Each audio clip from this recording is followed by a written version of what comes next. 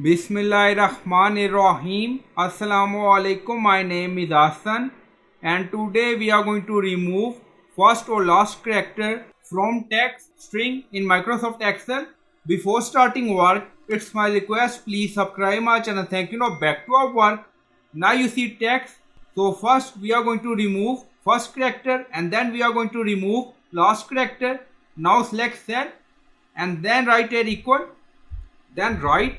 Now start bracket, now select cell, now you see A3, now add comma, now add length len, now start bracket and then select cell again A3, now close bracket and then add minus, then add 1, now close bracket again, now press enter and then you see first character remove from this text, capital W remove, and then we are going to remove last character, again click on it, then write a equal, then write a left, now start bracket, now select cell, again you see A3, now add comma, then add length len, now start bracket again, now select cell again you see A3, now close bracket, now add minus sign, then add 1, now close bracket, press enter and then you see last character remove from this text at the rate.